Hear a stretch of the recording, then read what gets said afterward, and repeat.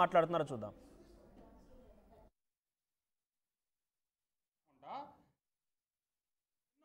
Extra మాట్లాడుతూ ఉన్నాడు. ఇతనంట కృష్ణా జిల్లా మొత్తం ఇతను అడ్డా అంట. ఏ రకంగా అడ్డా?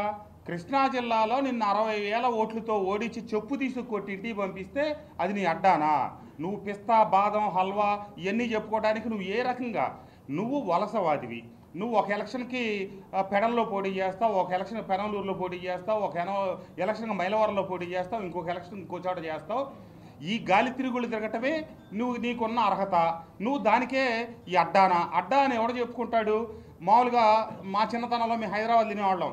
అదంతా ఆ శంకర అడ్డా, ఇది ఇంకొకటి అడ్డా, ఇట్లా అంటే నీకు అడ్డా అనమాట. ఇది అంటే వెధవ పనులు చేయడానికి నీకు ఈ కృష్ణా జిల్లా ఒక అడ్డా.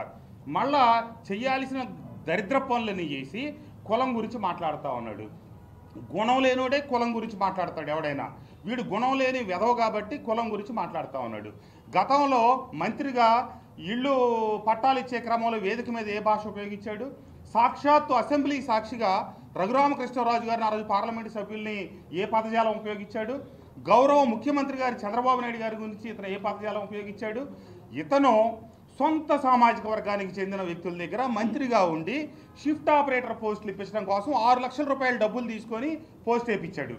నేను అది ఒక దళితుడికి ఇప్పిస్తే ఆ దళితుడిని తొలగించి నేను వైసీపీ నుంచి బయటకు వచ్చిన 2 మాసాల్లో ఈ అతనికి సంబంధించి డబ్బు తీసుకొని పోస్టు ఉద్యోగం ఇప్పిస్తే నేను మళ్ళీ అధికారంలోకి వచ్చిన తర్వాత అదే దళితుడికి ఉద్యోగం ఇప్పించి వాళ్ళు అక్కడున్న మా గౌడ నాయకులు నాకు ఫోన్ చేశారు. సార్ ఇతను మావాడే 6 లక్షల రూపాయలు డబ్బులు తీసుకొని జోగి రమేష్ ఉద్యోగం ఇప్పించాడంటే నేను వెంటనే వాళ్ళు నా దగ్గర తీసుకురమ్మన్నా. సార్ 6 లక్షల రూపాయలు మా దగ్గర డబ్బులు తీసుకొని షిఫ్ట్ ఆపరేటర్ పోస్ట్ ఇచ్చాడు, ఇప్పుడు మాకు డబ్బు పోయింది, ఉద్యోగం పోయిందంటే మీరు వెళ్ళి డబ్బు అడగండి, డబ్బు ఇవ్వకపోతే కనుక చెప్పు తీసుకు కొట్టండి, పోలీస్ కంప్లైంట్ ఇవ్వండి, ఆ డబ్బులు ఎట్టే ఇస్తాడో నేను చూస్తానని చెప్తే 3 రోజుల్లో 6 లక్షల రూపాయలు డబ్బులు వెనక్కి ఇచ్చాడు. అది జోగి రమేష్ చరిత్ర. ఈ రోజున తన సొంత సామాజిక వర్గానికి సంబంధించిన పేదలను కూడా నడి రోడ్లో నిలబెట్టే వాళ్ళు ఆస్తులు అమ్మించి డబ్బులుగా చేసినాడు. నువ్వు అడ్డమైన పనులు, చండాల పనులు, దరిద్ర పనులు చేసి ఈరోజు ఈ గౌడ కులంలో సమున్నతమైనటువంటి జాతి గౌడ జాతి. అక్కడ గౌతులచ్చన్న గారి దగ్గర నుంచి, ఇక్కడ కొనకళ్ళ నారాయణ గారి దగ్గర నుంచి, కేఈ కృష్ణమూర్తి గారి దగ్గర నుంచి ఎందరో హుందా కలిగిన వ్యక్తులు ఆ సామాజిక వర్గం నుంచి వచ్చి అన్ని సామాజిక వర్గాలతో కలిసి పనిచేసుకుంటా ఆ కులానికి ఆ గౌరవం ఉన్నతిని తీసుకొచ్చారు. నీలాంటి చిల్లర వ్యక్తులు నీ పదవి కోసం, నీ అధికారం కోసం కుక్కకి బిస్కెట్ వేసాడు జగన్మోహన్ రెడ్డి గారు. ఒక బిస్కెట్ వేయగానే నువ్వు పోయి చంద్రబాబు నాయుడు గారి ఇంటి మీదకి దాడి చేసి అల్లర్లు సృష్టించి ఆ కోటాలో పదవి కొట్టేసి నువ్వు ఈరోజు ఎంతో గొప్ప గొప్ప వ్యక్తులు ఇక్కడి నుంచి కృష్ణా జిల్లా నుంచి వచ్చి ఈ ముఖ్యమంత్రులయ్యారు, మంత్రులయ్యారు, ఎన్నో ఉన్నతమైనటువంటి పదవులకు చేపట్టారు. నువ్వు కృష్ణా జిల్లా నీ అడ్డానా? నీలాంటి వెధవ పేరు చెప్పి కృష్ణా జిల్లా పొరుగు తీయటం తప్పితే రెండోది ఏం లేదు. ఏదేమైనప్పటికీ నువ్వు ముందుగానే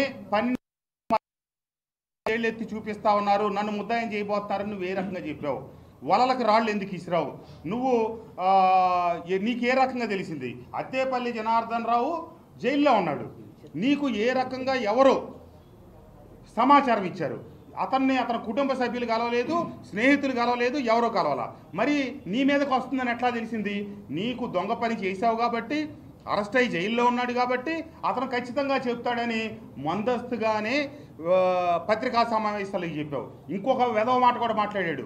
అతను భార్యా పిల్లలను తీసుకొచ్చి బ్లాక్మెయిల్ చేసి వాళ్ళని భయపెట్టి చేపించారన్నాడు. వాళ్ళ భార్యా పిల్లల గురించి నేను తర్వాత ఎంక్వైరీ చేశా. అతనికి 2 కొడుకులు, 1 కూతురు. ఒక కొడుకు ఆస్ట్రేలియాలో ఉన్నాడు, ఒక కొడుకు హైదరాబాద్లో ఉద్యోగం చేసుకుంటున్నాడు, కూతురు ఎక్కడో తూర్పు కృష్ణాలో ఉంటుంది. కుటుంబ సభ్యులతో వాళ్ళ బాబాయ్ గారి పిల్లలతో నేను ఫోన్ చేసి ఏంటంటే ఎవరైనా సంప్రదించారా, ఏమైనా జరిగిందా, పిలిపించారని అడిగితే మమ్మల్ని ఎవరూ పిలిపించలేదు, మాతో ఏ ఒక్కళ్ళు జైలుకి వెళ్ళి కలిసేదానికి ఇంకా పరిస్థితులు కూడా ఏం లేవు, ఇంతవరకు మేము ఎవరు కూడా ఒక్కళ్ళం కూడా వెళ్ళి జనార్దన్ కలవలేదని చెప్పి ఆ కుటుంబం సమాధానం ఇచ్చింది. వీడు ఎక్కడో ఆస్ట్రేలియాలో హైదరాబాద్లో ఉద్యోగం చేసుకునే వాళ్ళని ఇక్కడ పిలిపించే డిపార్ట్మెంటు భయపెట్టిందని చెప్పడానికి నీ దగ్గర ఏమి సాక్ష్యాలు ఉన్నాయి? నువ్వు నిజాయితీ పరుడు అయితే, నువ్వు తప్పు చేయనోడు అయితే, నువ్వు దమ్మున్నోడు అయితే పత్రికా విలేకరుల సమావేశాలు చెప్పావు నా ఇంటికి వచ్చా బయట నుంచి వెళ్ళిపోయి ఉండొచ్చని. నీ ఇంట్లో 15 కెమెరాలు ఉన్నాయి, నువ్వు నీ ఆఫీసులోకి వెళ్ళే దగ్గర 3 కెమెరాలు ఉన్నాయి. నువ్వు ఆ సీసీ ఫుటేజ్ రిలీజ్ అయ్యి కావాలని చెప్పి ఈ విషయం అంతా అద్దేపల్లి జనార్దన్ రావు వీడియో బయటకు వచ్చిన తర్వాత అప్పటికప్పుడు టెక్నీషియన్ పిలిపించి సీసీ కెమెరాలకు ఉన్నటువంటి ఆ డేటా అలాగే ఆ రికార్డు పరికరాలు మొత్తం తొలగించి పక్కన పెట్టాడు. పోలీసులు వచ్చి ఎక్కడ స్వాధీనం చేసుకుంటారని భయపడి. ఏమైనప్పటికీ అక్కడ ఆ రోడ్లో గవర్నమెంట్ కెమెరాలు కూడా ఉన్నాయి. ఖచ్చితంగా ఆ రోడ్లో అద్దేపల్లి జనార్దన్ రావు 8:30 ప్రాంతాల్లో రావటం సీసీటీవీల్లో రికార్డ్ అయి ఉంటుంది. అది ఖచ్చితంగా ఈరోజు సాయంత్రానికి కానీ రేపటికి కానీ మేము మీ అందరికి తెలియజేస్తాం. ఆ జనార్దన్ రావు వచ్చినప్పుడు ఈ జోగి రమేష్ ఒక్కడ కాదు, అతని ఇంట్లో 5-6 ఉన్నారు. ఆ 5-6 కూడా దీనికి సాక్షులే. పోలీసు వాళ్ళు ఖచ్చితంగా ఎంతటి మీద సమగ్రమైన విచారణ జరిపించాలి. ఇతను ప్రభుత్వాన్ని అబాస్పాలు చేయడానికి, ప్రభుత్వం మీద ఉద్దేశపూర్వకంగా నిందలు మోపడానికి ప్రయత్నించాడు కాబట్టి ఖచ్చితంగా రాజద్రోహం కేసు పెట్టాలి. ఇతను వెనకున్నటువంటి జగన్మోహన్ రెడ్డి మీద కూడా కేసు పెట్టాలి. లండన్ నుంచి రాగానే అతను అరెస్ట్ చేయాలి. ఇతన్ని తక్షణం. రైట్, ఇది వసంతకృష్ణ ప్రసాద్ మాట్లాడుతున్న మాటలు. సో చాలా అవినీతిపరుడు జోగి రమేష్ గతంలో చాలా వరకు డబ్బులు తీసుకొని ఉద్యోగాలు ఇప్పించాడు. ఆ తర్వాత నేను వచ్చిన తర్వాత చాలా న్యాయం చేశానని చెప్పి వసంతకృష్ణ ప్రసాద్ మాట్లాడుతున్నారు. ఎస్, కృష్ణమోహన్ సిద్ధంగా ఉన్నారు. కృష్ణమోహన్, సో వసంతకృష్ణ ప్రసాద్ కొంత అగ్రెసివ్గానే మాట్లాడుతున్నారు. జోగి రమేష్ దీని అంతటికి మూల కారణమని మాట్లాడుతున్నారు. సో నిజంగా సిట్ అధికారులు పారదర్శకంగా విచారణ చేయాల్సి వస్తే అటు జోగి రమేష్, వసంతకృష్ణ ప్రసాద్ ఇద్దరిని కూడా విచారించే అవకాశం ఉందా? ఇప్పుడు పొలిటికల్గా ఏదైనా ఇన్ఫ్లుయెన్స్ అవుతుందా సిట్ కూడా? ఏం జరగబోతోంది? అంటే బేసిక్ గా ఈ వ్యవహారంలో ఇప్పుడు మనం కానీ చూసుకుంటే విజయవాడ సమీపంలో వసంత కృష్ణ ప్రసాద్, అలాగే మంత్రి కొల్లు, తర్వాత కొనకల నారాయణ, ఎంపీ, టీడీపీ నేతలందరూ కూడా ఒక సమావేశాన్ని ఏర్పాటు చేసి, అంటే ప్రధానంగా నిన్న అతను మాట్లాడింది గౌడ కమ్యూనిటీ నాయకులు ఎవరైనా సరే తన మీద ఈ వ్యవహారాన్ని మాట్లాడచ్చా అనే ఒక ప్రశ్న వేశారు. సో ఆ యాంగిల్లో దానికి సంబంధించిన వ్యవహారంలోనే ఆయన క్లియర్ గా దీనికి సంబంధించిన వ్యవహారాన్ని పూర్తిగా కూడా చెప్పేందుకే ఒక మీడియా సమావేశాన్ని ఏర్పాటు చేశారు. దానికి సంబంధించిన వ్యవహారంలో పూర్తిలో కూడా అసలు ఏం జరుగుతుంది అనే అంశాన్ని కూడా చూడాలి. ఇప్పుడు జరుగుతున్న వ్యవహారంలో ఫర్దర్ గా గౌడ కమ్యూనిటీ నాయకులు కూడా పాల్గొన్నారు. అక్కడ ఎంపీ కొనసాల కావచ్చు, లేకపోతే ఇతర నాయకులందరూ కూడా మాటలో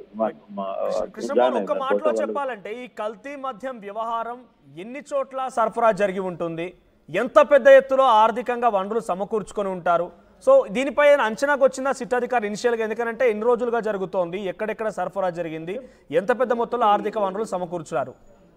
మనం ఇది జరిగిన దాంట్లో మొలకల్చెరు టు విజయవాడ దాకా ఈ మద్యం సరఫరా అయింది అనేది ఒక సమాచారం. అయితే రోజుకి 20,000 క్వార్టర్లు, 20,000 హాఫ్ లీటర్లు తయారు చేస్తున్నారు అనేది అధికారులు మొదట చెప్పిన, ఎక్సైజ్ అధికారులు అఫీషియల్ గా చెప్పిన ఒక సమాచారం. అయితే ఈ రెండిట్లో ఎంతవరకు ఎన్ని ప్రాంతాల్లో ఎక్కడికి వెళ్ళింది అనేది చూడాలి. ఇప్పుడు ఏఎన్ఆర్ బార్ విషయంలో కావచ్చు, లేకపోతే ఏఎన్ఆర్ బార్ అనేది ఒక బార్ విషయంలో కావచ్చు, లేకపోతే ఇక్కడ విజయవాడ ఇబ్రహీంపట్నం సంబంధించిన కొన్ని ప్రాంతాల్లో దొరకడం కావచ్చు, వీటన్నింటికి కానీ ఒకసారి కానీ చూసుకుంటే దీనికి సంబంధించిన వ్యవహారంలో ఎంత దూరం వెళ్ళింది. అయితే జగన్మోహన్ రెడ్డి క్లియర్ గా ఇదే సంబంధించిన ఒక ట్వీట్ చేశారు. ప్రతి 4 మద్యం సీసాల్లో ఒక మద్యం బాటిల్ నకిలీది అని ఆయన చాలా గట్టిగా మాట్లాడారు. నిన్న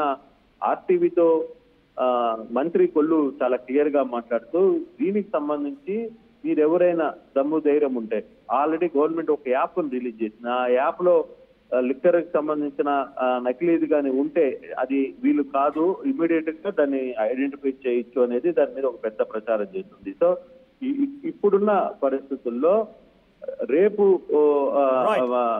మంత్రి కూడా ఒకటి చాలా క్లియర్ గా మాట్లాడుతూ మీరు ఏదైనా సరే ఉంటే మా దగ్గరికి వచ్చి చూడండి అని చెప్పి మంత్రి కూడా మాట్లాడిన పరిస్థితి ఉంది. ఇప్పుడు ఇంకా మీడియా సమావేశం కొనసాగుతుంది. ఫర్దర్ గా ఏం అవుట్పుట్లు వస్తాయనేది కూడా చూడాల్సిన పరిస్థితి ఉంది. మనోజ్.